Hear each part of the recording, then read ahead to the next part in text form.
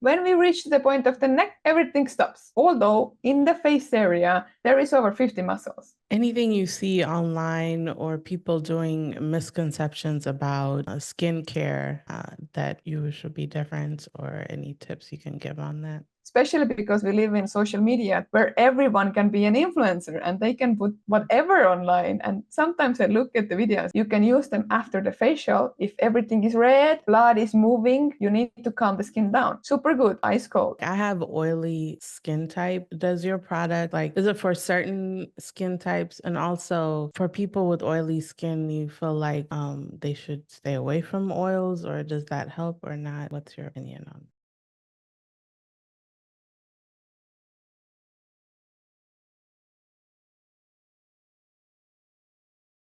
Welcome to American gypC Podcast. I'm your host, gypC, and today I have a special guest with me, Mai-liis Kivistik. She is a naturopath, founder of MaiWistik. I might say that wrong, and I'll let you introduce your company. It's a natural skincare company. She also is a yoga and face yoga teacher and a promoter of healthy lifestyle. Welcome, Mailiis. Me. Can you give us a little background into how you got started on this path? Because I know you weren't always in this business. You started out in tech. So can you give us your background a little bit? My story actually goes back to when I was younger because I 10 years of competitive ballroom dancing. So high level sports area was kind of already with me when I was born in a way because my brother was dancing before me. So in that way it went. But as in any sport, if you do it on high level, you get injured. That happened to me as well. So all my dreams to become a choreographer and study in Denmark, they went away because this wasn't possible. And then I just decided I will go study IT because you need to study something. And I had no clue what I want to do. So I thought, okay, IT, this is a rising trend. And hopefully it's a place where you can earn money. So it's hard. But I finished my bachelor's. I did the journey. I didn't love it. It wasn't for me, but I still finished it to get the diploma. And I actually worked in that field a bit with different startups. But then I found that my passion was actually in event management. So I worked with a company called Mindvalley. Maybe some of you know it. As an event manager, we did different events in different countries. But it sounds good that you travel a lot and you can plan and organize, but it was crazy stressful. So within 3 years, I burned through and I got the diagnosis, hyperthyroidism, which means that my body basically had the low iodine levels, and this caused a health issue. But I was back then about 26. And before that, I was doing this sports and healthy. And it was a shock to me that how is it possible if I'm doing my trainings, I'm eating consciously, this still can happen. And I think this was the turning point when I actually started to dive deeper, trying to understand the human body and our habits and how this holistic health is actually related with different areas. And although my doctor suggested to me to take hormones forever, I didn't do it. And I healed myself with natural remedies, with botanical herbs, body cleansing with 6 months. And I went back to the doctors, did my blood tests, all were good. So then it was my moment when I realized, okay, you can do so much more with herbs. And sometimes I even laugh about it that life has a way to actually guide you. So before this happened, I started to study as a naturopath. It was a 2-year study. And I went to study because, like you mentioned in the beginning, I'm also a yoga teacher. I felt that I want something more, but I didn't want to learn more about yoga at that point. I wanted more holistic approach. So herbs really talked with me because I don't know how it's in the rest of the world, but in Estonia, all these botanical herbs have been in our blood, basically. Like 100 years ago, people said that the Estonians are like witch people, they know too much. And it's still with us. And at that point, it was too late for me to ask my grandmothers like which and how to use. And my mother didn't know that much. And when I looked at the books, it felt, wow, that's study herbalism. And when I got my diagnosis, it was super good project, me, myself, to see what can happen. And when these 6 months passed, I was already sold. I can fix myself. What else can I do? Mm. And at the same time, my friend actually asked me to make an ointment because she had psoriasis. It's a skin condition. She also had it on the face. She asked me to do something. Let's try something natural because she has already have this diagnosis for 15 years. She has tried sunlight therapy, different medicines, etc. Fix that. And of course, some of the listeners can agree that it's not only skin problem. All the skin problems come from inside. But if the person is not ready to see the holistic view, we give ointments, we give medicines, and this helps a bit.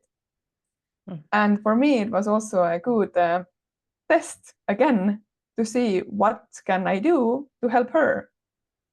And since I put together my ointment, she got results with 1.5 weeks, which for me meant that this works. This is amazing. I can't just give to one person and say like, okay, let's leave it there.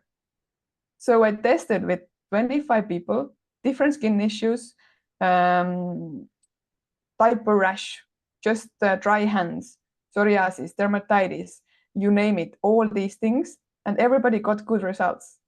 And I decided, okay, my MaiWistik skincare line has to be born because botanical herbs can do so much, and they don't have to be only in the pharmacy to cure something. You can use different plants daily basis on your skincare and get amazing results. So basically, this is the summary how I reached the point where I am now.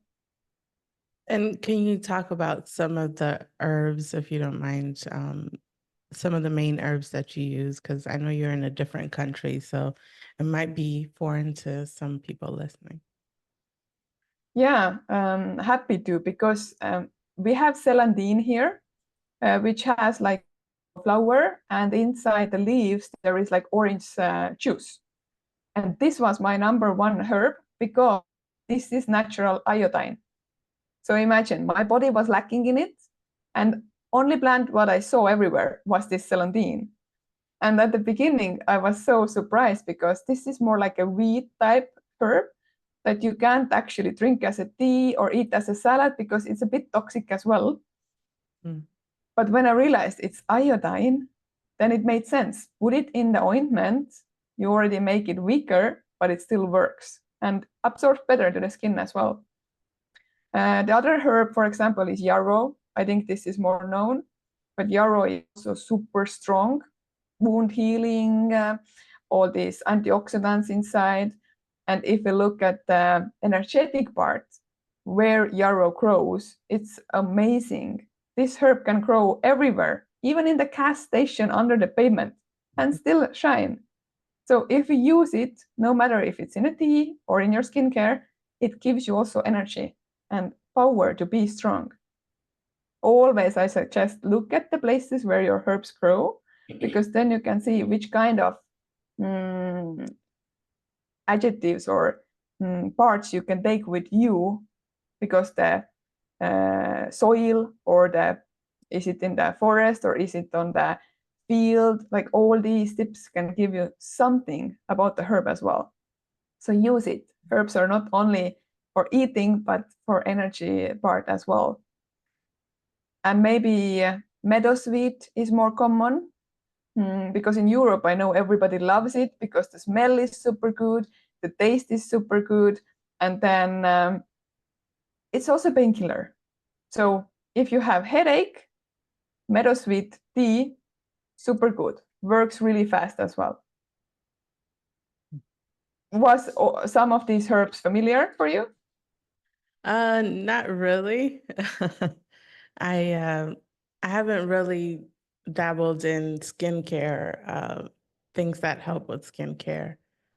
So I'm not familiar with some of these. Are these local to Estonia or it's something that grows everywhere? They are European. Yeah, European, I think. I don't know if they grow somewhere else, but in the Europe, yes.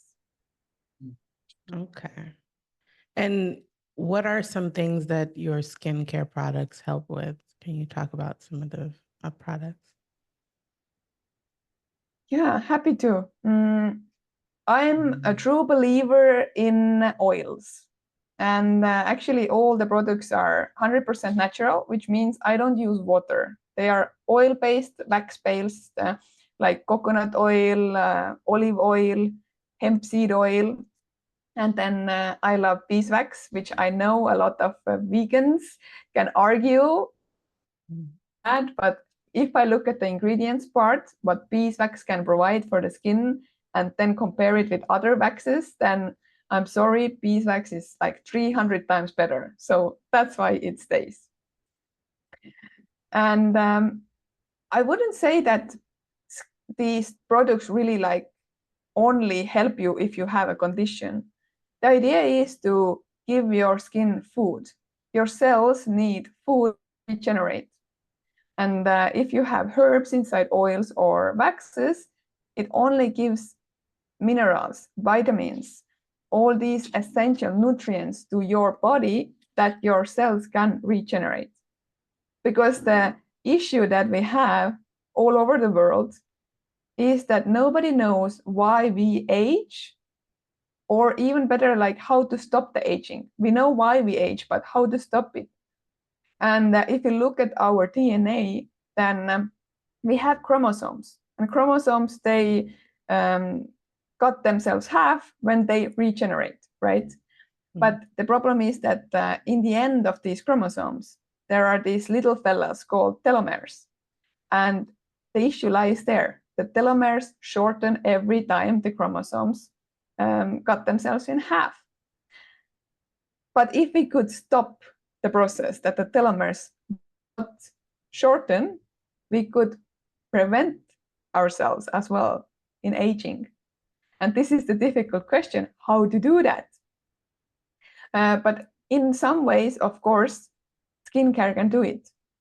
Because skincare is not only giving food to our cells, it's also, let's say you use body oil, like we have a blue mic that is with the red clover and lady's mantle, and hemp seed oil, which means you put it on your skin, it absorbs super fast because hemp seed has the tiniest molecule, and then it protects all the cells. So now if you go outside, no matter which toxins there are, or if the weather is windy or sunny, your skin is protected. And we need this protection, right? For the telomeres, for ourselves. So I really recommend everybody. People are always looking at me and thinking, I don't have time to oil my body. I can do it on my face, but for no. But everybody should do it, because the sooner you start, the easier it is. Reason being, when we get to age 40 and up, I'm sorry, evolutionary, everything starts to go down. Muscle density, bone density, collagen, elastin, everything is produced less in our body, which means everything is pulled down by the gravitation. Everything is getting worse super fast. So if we don't do anything to prevent it, or start doing at this point, we just age a lot faster. And if we look in the mirror, we might not like what we see, but we want to look in the mirror and feel good, feel confident. And this is when the skincare part comes in. Either you call it skincare or cosmetics, up to you, but always, always use day cream, night cream, body oil, scrubbing, body scrub. Try to see that your scrub is universal, which means like in our line, I use sugar simply because sugar is the tiniest granule, which doesn't hurt your skin. You can put it on your face. It's super soft skin. You can put it on your legs, works the same way. It's enough with 1 jar. But the trend nowadays is to have like a lip scrub, then have like an elbow scrub, then have like a leg scrub, then you have 10 different jars in your bathroom and things doesn't fit. That is not good. So try to see if you can use your products on different areas so you can use less different products. And what's more, deodorant for sure. Try to see what is in your deodorant, because I know that cancer institutions doesn't want to say it out loud, but if we look at the situation that we have in the world, breast cancer is like happening everywhere. I don't know the amount, but I see it even amongst my people. And if you think that you put deodorant under your armpits, it actually means that it's not far from your breasts. So if there is inside like aluminium or toxins, they all get absorbed. We can just think where, right? If nobody wants to agree with that, okay. But if you think logically, there is a connection. So try to see that your deodorant is natural. And if you haven't thought about it before, that's okay. Think now. Decide that you want to try.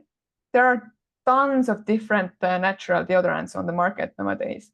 Either it's cream deodorant, it's stick deodorant, it's up to you.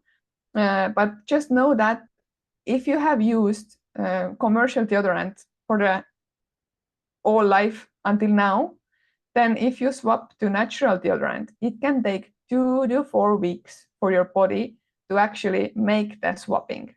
So this should be done when you can stay home or your life tempo is a bit lower, because toxins want to come out under your armpits. So you might smell a bit worse than before, but this is just only these 2 to 4 weeks. If this period is done, your body is singing, you yourself are singing, you feel yourself much better. So just try it out and you see the results. I'm glad you mentioned that, actually, because I've heard of people switching to natural deodorants and saying that it doesn't work, so they had to try something else. And I didn't know it takes time for your body to, to take in that change. It's interesting. Yeah, it can be faster. For some people, it actually is like 3 days, but it's always good to know that it can take up to 4 weeks, and it's also super related with your food. The cleaner you eat, the faster the process goes. Yeah, for sure. I know you mentioned earlier about your telomeres being shortened. I heard that meditation can help lengthen that telomere. Do you feel like that's something that that's true in your own practice? I think our minds are super powerful, so there might be a chance it's true, but I more believe in the fact that they can help stop shortening the telomeres. This can be, I don't know, can you like make them longer? This needs a bit studying, but makes sense that there are ways that you can stop them from shortening. Like I know cold therapy is also one of the options. And there are actually different ways people are trying, but there isn't just the number one version yet found which actually works. But meditation anyway, it's good for your body, it's good for your mind, it's good for your telomeres as well. Yeah. Are there anything you see online or people doing misconceptions about skincare that you should be different, or any tips you can give on that? Yeah, there are a lot of things that should be done differently, especially because we live in social media area where everyone can be an influencer and they can put whatever online. And sometimes I look at the videos and I'm like, you don't have to put this on your face. Like, for example, now, at least in Europe, super popular are these ice globes. like little balls on a stick. You put it on the freezer, and then in the morning, first thing you do, you put them on the face. And I'm always a bit scared because you can use them, because I also give facials. You can use them after the facial. If everything is red, blood is moving, you need to calm the skin down. Super good, ice cold. But in the morning, when your skin hasn't even woken up, lymphatic system doesn't move super nicely, blood flow is not efficient yet, and you put the ice directly on your skin, in the long run, you can do a lot of damage. Short run, maybe you don't see anything. But I'm sure everybody has heard their grandma said, don't put the ice pack directly on your twisted ankle, put the tissue between, put something between. But this is a leg. The skin is so much thicker there. And now suddenly we are putting ice directly on the face. I would not recommend that. Do a facial before, some face massage with the gua sha or face roller or your fingers, get the blood circulation moving, then you can use the ice gloves for sure. And while we're on the face, I know you teach face yoga, which some people might not have heard of. I did a little deep dive a while ago on face exercises and ways to help my face, especially like under chin and things like that. Can you talk about that a little bit and what's the benefits of that? Yes, I love that topic because somehow it's forgotten. Like we know that we need to train our body, that makes sense. But when we reach the point of the neck, everything stops. Although in the face area, there is over 50 muscles. And again, I really love if we start when we are teenagers, because then when we get to the age of 40, 50, 60, we have so much less to do. But my 50 plus lady, because then the things that happen don't go away. Before that, it's like you do a bit this and that, and you look pretty good. But when you get older, because the evolution, things doesn't get back to the places like we want that fast. So one thing that face yoga is of course releasing tension. For example, forehead. Some people speak like this a lot, which is bad. This is a big muscle here, and it's connected with the eye muscle. And if we overwork this part all the time, we also move this. And I'm sure a lot of ladies, men as well, but ladies pay attention to that. See that the eyelid starts to move down. And we don't want that. We don't want saggy eyelids. So the one thing is to actually release the tension here, so this part can be without tension as well. But this is a bit of work because we are automatically used to use our impressions. But face yoga, other part is that it teaches us to use our muscles separately. So we can actually use only eye muscle, only forehead, only cheeks area, and nothing else moves. It's a bit tricky at the beginning, but in the long run, this is a super good benefit that face yoga gives you. Also, what it gives, toned muscles, right? Because I know that when we age, our bodies tends to keep the fat in, but in the face, it's a bit different. It means that this area, cheek area, is often filled with fat under. It starts to remove itself, like under the chin, somewhere else. In general, it goes away from your cheeks. And then cheeks are like thinner and they are pulled down because there's no muscle. But if you train the muscle, it's not that bad. If the fat reduces, the muscles are still holding the place, right? And if you do face yoga, it doesn't now mean that you will never age. That is not the point here.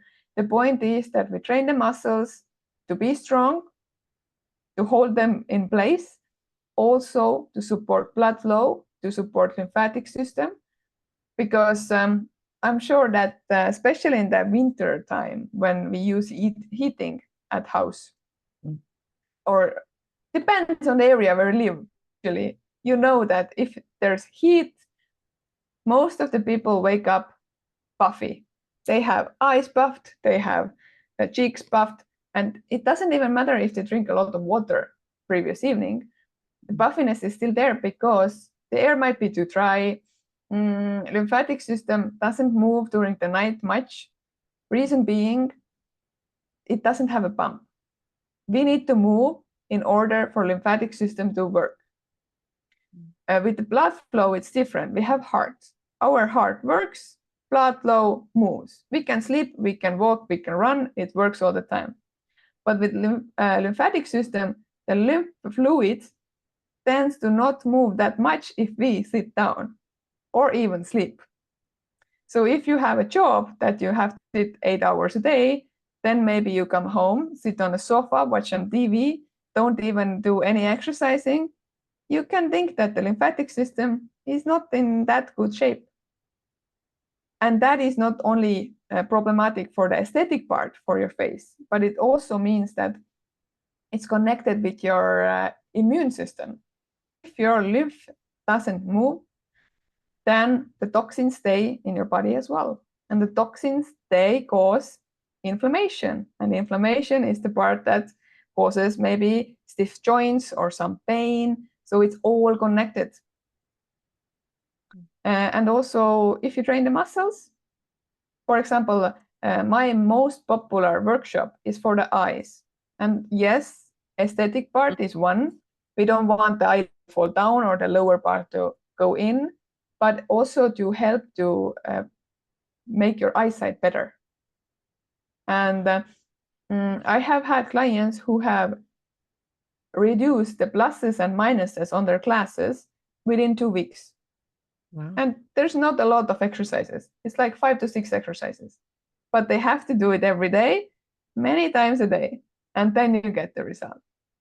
How long on average do you have to do these exercises before you start seeing some changes? That's a good question, but it's a bit connected with also your tissue density and genetics. But usually I always say, try 3 months. Do the picture from your face today. Then at the end of every month, do another round. And in the end of the 3rd month, do a checkup point. Compare, see what has changed. Usually the best thing is to, of course, train 6 months because you see more differences there. But some people, again, can see the already changes in a month. So it's bit change. It a bit depends on the person, but everybody sees changes after 3 months. Just you have to make photos from your face. Otherwise, it's like you don't see it. What has changed? Yeah, I know face is one of the things that I focus on when I'm noticing, inflammation and things like that, because it's the quickest change I see in my body. Like when I eat carb, immediately my face puffs up. So I look at my face, and I didn't know that heat kind of affects your lymphatic system, because I know there's a lot of liquids that your face carries, and that's why they do those little rollers and things like that. But I do know that some days your face could be more puffed up based on the level of activity. And for sure, when I work out and sweat, I feel like all of that gets drained out. Exactly. This is the good example. When we train, fluids are moving, we can see it. And also, if you are a female, of course, hormones play a role as well. Some days we are more puffy from the face, other days less. But that's why I always say, like, face roller, super good thing to have at home because it's cold. You can even put it in the fridge. It doesn't have to be frozen, but regular fridge. And then just roll it on the face because it's cold and it's heavy, because semi-precious stone is usually heavy. It puts it moving. Or put oil on your face, and you can even do it with the fingers, always just like pushing up. Or use a spoon. These spoons are good as well, but the oil has to be under. If you have, like I have oily skin type, does your products, like, is it for certain skin types? And also for people with oily skin, you feel like they should stay away from oils, or does that help or not? What's your opinion on that? Oh, I love that question because I'm always fighting against that idea that oily skin people have to stay away from oils. Reason being, our body is out of balance. It produces more oil because it knows that somehow there is lack. If your body stops producing oil, there's a problem. The same thing is actually with really dry skin people. The opposite way, right? Somehow your body thinks that you have too much oil in your body and stops producing it. So balancing it out with oil is good because different oils have different components. And the only thing that matters is the size of the molecule of that oil. I know the fact that why oily skin people think that oils doesn't work can be that they use coconut oil and it stays on the skin, clogs the pores, and they are super mad. It doesn't work. I would recommend to start with the smallest molecule, like hemp seed or grape seed. They have tiny molecules, absorb fast, and to your body it says, okay, we have enough oil, we don't need to produce that much. Of course, the results doesn't come up after one day. I would try 1 month, see what has changed. Usually you see the results faster, but to be sure, because 1 month is the period when the skin cells are regenerating from inside out. So you can already start to see what is under there. How is it now going? After 3 months, it's for sure, does it fit for you or no? Because then it's like 3 times cell regeneration, right? But the thing is that if you have oily skin, be sure to try oils out because natural oils, they help to balance your skin. The only thing to remember is that try to find first press oils. Even if you write to the cosmetic brand, you like some oil, then ask them which kind of oil is it. Because as soon as they remove the smell, make it like just second pressed oil or even third pressed oil, then most of the good components are gone because this is heat processed already. Now, first pressed oils have this problem that they have the natural smell. So if you don't like the smell, then you have to make a choice which way you want to go. Usually, they need to remove the smell from the olive oil so they can make it like grapey or like citrusy smell. So you buy it better, right? But from the naturopath perspective, the good components are not there. They should be only in the first pressed oil, right? So you can always check it with different brands. If they don't want to tell you, then in my opinion, you should already know that maybe you don't want to buy it from there. Maybe you go somewhere else. Or the easiest version, although I have a natural skincare line, I always say, go to the bio store, see what they have there. Olive oil, hemp seed oil, grapeseed oil.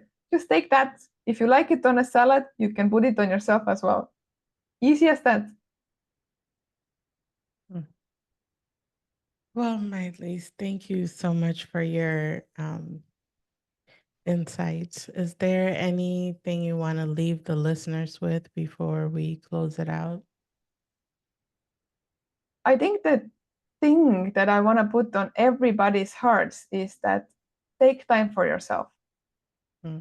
I work with different ladies all the time and I see, because I'm the same way, I'm trying to change. I know it's hard, but we put everybody else before us.